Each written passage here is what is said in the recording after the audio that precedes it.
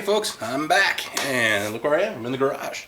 So it's finally getting warm enough here in Maine where I can start working in the garage. About 40 degrees in here right now, so I'm good to go. So first and foremost, yeah, I've been away. I've had some family issues that I've had to deal with, and some other stuff. Work schedule change. I'm now working 4 10-hour days instead of 5 8, so my days are a little bit longer. All kinds of stuff going on. But first and foremost, I want to give a shout out to Scrapper Girl. I want you folks to check out her channel. She had a serious health issue recently, and she's had to, I think she's going to be giving up her YouTube channel or passing it on to someone else. So make sure you share some support for her. My thoughts and prayers are with her, hoping she gets a speedy recovery. So make sure you check her out. I'll put a link at the end of the video. Make sure you watch all the way to the end. There'll be a little box like right up here. You can just click on it and go right to her channel. So there's that. The next thing is Wild Heart Farm. Another YouTuber who requested that, I guess basically that I reboot an old video, which was basically scrapping a tube TV. Well, this is a TV. I'm not quite sure which kind of TV it was, if it was a tube or like one of those flat panels. So I'm going to do both. Because that first TV video I did was a long time ago, and like everything else, you learn the more you're in it, and the stuff I know now, a lot of that stuff wasn't in that first video. So we are going to redo it. We're going to talk about more precious metals in these TVs, bust some myths. Alright, so first things first, the first thing that people are going to say is, okay, number one, here you could have made more money if you sold it. Right, well, yes, that's true, but that's not the point of these videos. The point is not to show you how to make the most money, it's to show you what's in them. So yes, there actually is, strangely enough, still a very small market for these TVs. There are some people out there, I don't know if they're collectors or just resist changes in technology. But if you look on eBay, you can still find people who will buy these. Not very many, but some people still buy old-fashioned tube TVs. Alright, so what I'm going to do is I'm basically just going to run through it, take it apart real quick, and then we'll go over what's inside. Pretty much the only two tools that I'm going to need for this are a drill with a Phillips head bit and a pair of wire cutters. So, first things first, power cord. Power cord's going to have brass in the plug ends, copper in the wire.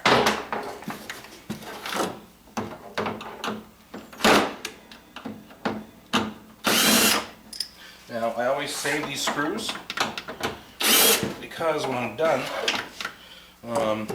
I put the case back on.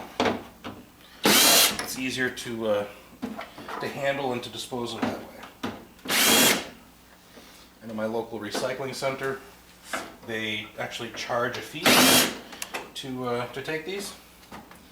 I think it's like $7 per TV.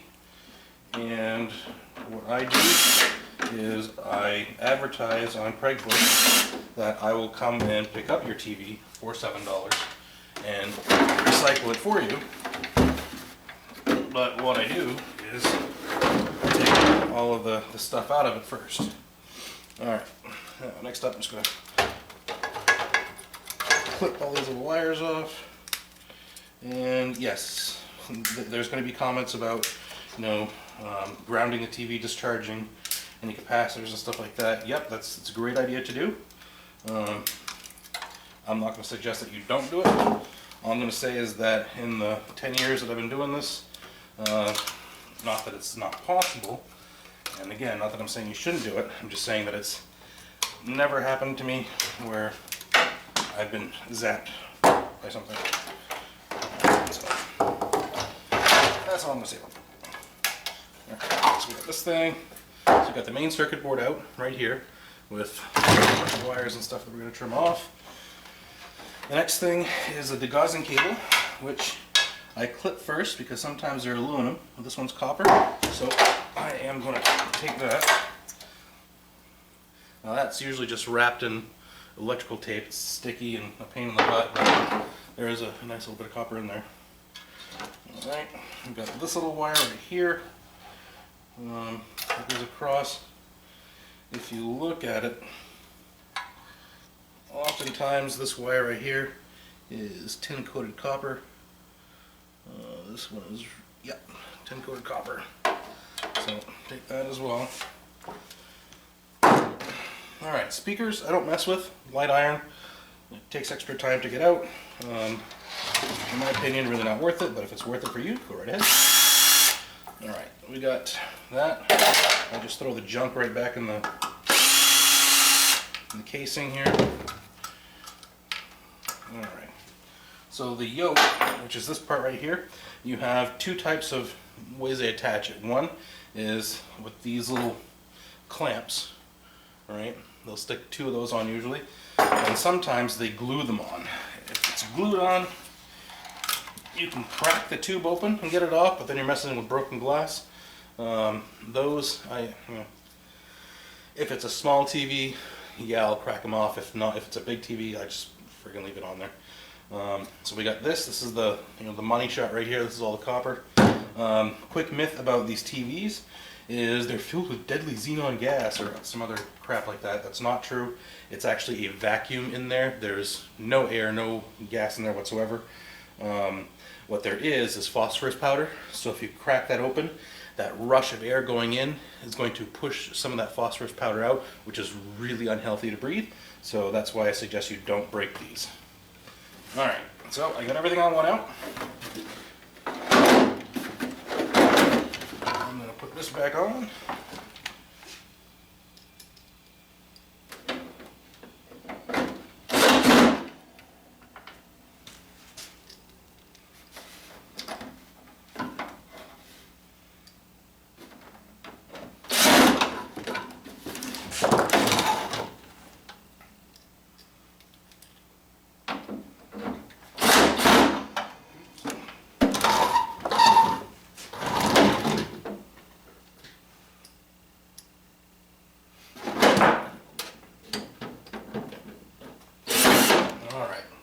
Now I got this TV that is ready to go, technically to the dump.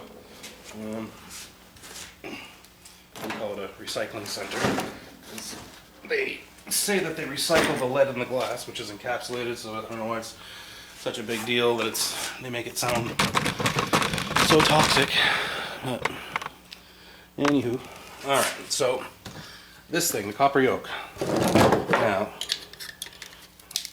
I like to rip this metal part off right away. You don't need to. It makes it easier for me. So now we have this thing, which basically all you do is you just smash it with a hammer.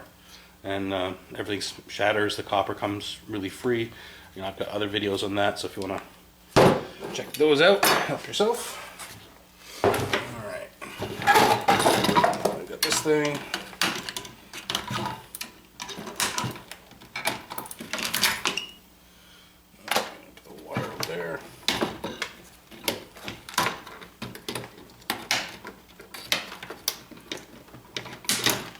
So we've got different gauges of wire.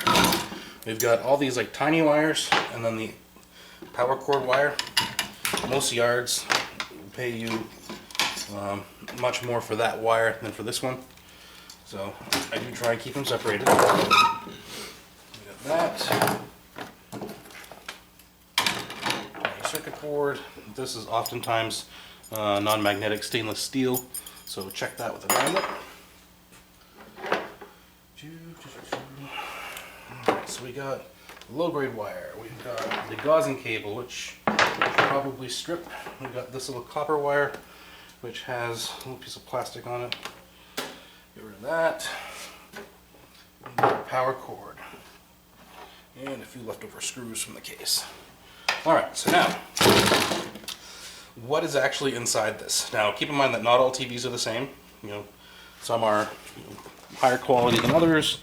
You have some that are monitors instead of TVs, so there's variables, right? But generally speaking, right, you've got this little thing that comes on the top of the yoke, all right. This right here, this and that. Oops, let me get that into screen. Let's try that again. All right, so this piece right here, and this one, and that one, those can contain gold. All right. Yep. So you want to clip those off and process them just like you would an IC chip. It's basically the same. Some of them will have like a little chunk of copper on the back, which comes off after the incineration or pyrolysis. So you're not losing it. You can reclaim it there. Alright, now we've got this circuit board right here, which is a low-grade board. Alright. You know, no ands, ifs, or buts about it. But there are some things on here. There's actually quite a few spots where you can find precious metals. So let's go over some of the basics first. Alright, so first off, you have a nice big aluminum heatsink here. Alright, sometimes you have other little ones that are like steel, just hit it with a magnet real quick. You've got the flyback transformer, which is technically a transformer, copper bearing motor, whatever the heck you want to call it. So pull that off and put that in your transformers. You'll get paid more for that than you will for low grade board. Alright, the small transformer here, another little thing here that has like copper coils in it, which the copper is easy to get out on those. Another little transformer here. Alright, so let's start looking for silver. Let's start with that. So this right here is a relay. Alright, and what you can do, if you have a pair of pliers,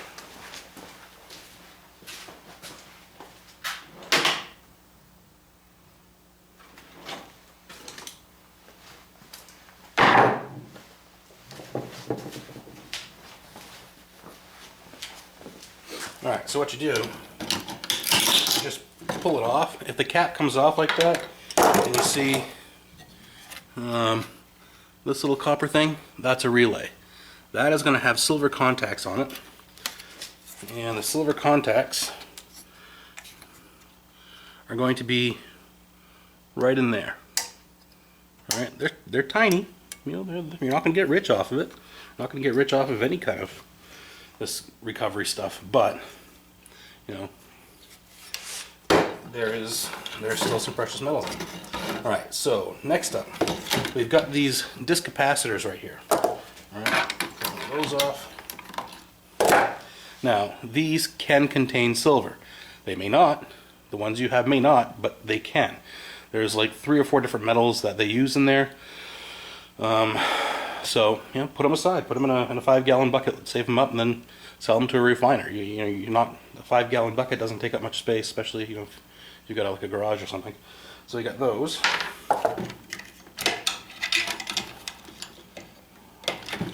Alright, these little guys. So these little ceramic capacitors, I'm not quite sure if they're, I mean, first and foremost, I'm not a professional, I'm not an electrician, I'm not an electronics repair guy. I don't know the names for everything. What I do know, which isn't much, is where certain things can be. Alright, so like these can be mixed with these. Alright, they both have the potential to contain silver and other metals. If they don't, oh well, they get processed the same way. Alright, so next up, we've got, oh, there's a little crystal oscillator in here. Alright, so that little guy, that can contain silver. Alright, what else do I see on here?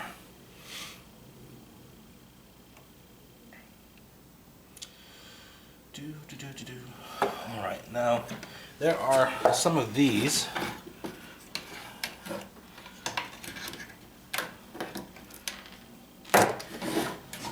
So you'll find these, and they come in a lot bigger sizes as well. It's almost like a little square. But these capacitors, you got to be careful with these because they can either be tantalum, or I think there's something else they can be, but I can't really quite remember at the moment. But these are worth saving, especially if you save up tantalum capacitors, which, you know, aren't worth a whole bunch. I mean, it's like what, 50 to 75 bucks a pound maybe, but still, I mean, that's, you get a pound, it's something. Alright, we've got these little tactile switches here. If you pull that off, sometimes there's a little, like it's almost like a thin disc of metal that I just lost. Anywho, that might be gold plated from time to time or silver plated from time to time. But right at the bottom, there are two little tiny little bits of silver in there. So that's another place to find silver. Alright. Got another one of these kind of disc capacitors, and again, you know, they all have numbers on them, so if you want to take the time to look that up, you can find out exactly what's in them. But I take all these disc capacitors, since they all have the potential to have silver in them, and I put them all together in one area. Alright, so I think that's about it on here for silver. Besides the IC chips, which sometimes their legs can be silver plated, I believe that's all that I'm aware of. So next we've got gold. So gold, again,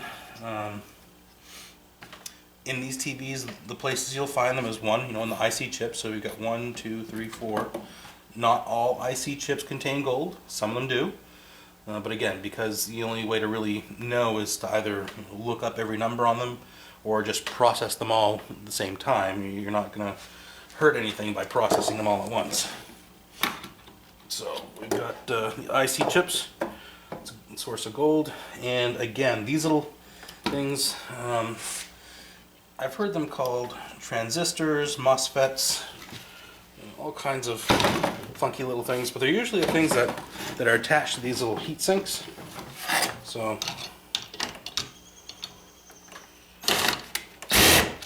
yeah.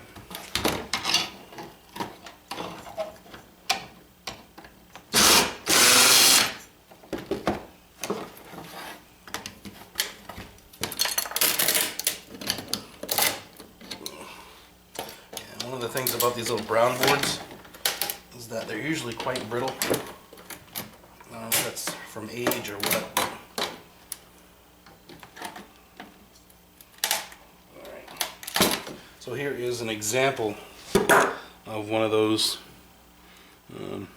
things. So again, this is like a single inline package. It's basically like an IC chip. So you've got this piece right here, which is copper. This black piece, that's pretty much the same material as an IC chip.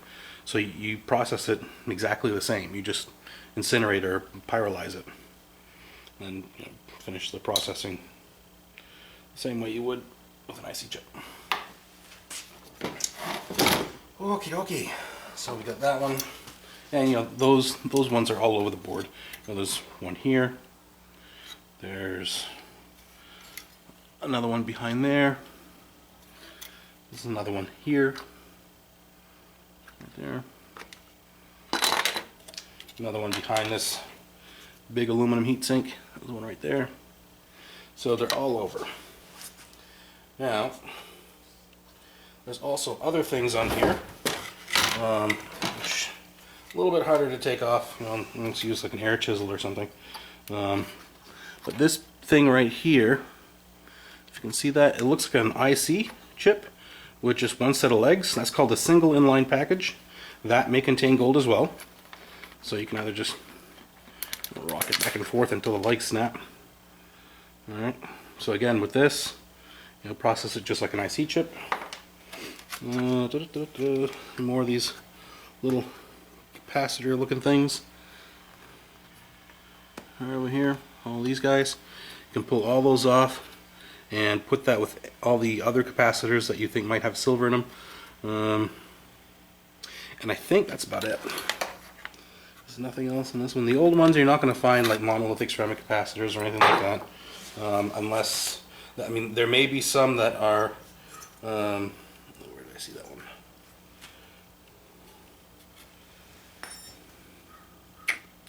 I lost it. Oh. Yeah, there may be some other things in there that are like MLCCs, so that, you know, I'm going to need to research more. Sometimes these things are gold plated. The connector ends right here. These little guys right here, that little black thing, it looks like part of a barrel, like a semicircle barrel with usually 3 legs. Those can contain a gold bonding wire in them. Alright, so that's it for the old tube style TV. You know, there's if you look at the cost to dispose of them in most places, the scrap value is just not there. I mean, there's not $7 worth of scrap in here. But, you know, if you're able to get the person who's trying to get rid of it to pay for the disposal while you're offering the service of picking it up and bringing it for them, you can make, you know, at least $4 or $5 out of it. You know, with all the copper. I mean, sometimes these are a bit bigger, sometimes the degaussing cable's bigger, sometimes there's 2 degaussing cables. You know, there's all kinds of little tidbits in there that you can make money off of. So that's it. So make sure you comment, like, subscribe, check out Scrapper Girl's channel. Special thanks out to Wild Heart Farm for suggesting this one, and for the next one that I'm doing, which is that one right there. Alright, so again, thanks for watching. Make sure you subscribe to everything that's listed in my video description so you can get entered into the 100,000 subscriber giveaway, and see you all in the next one.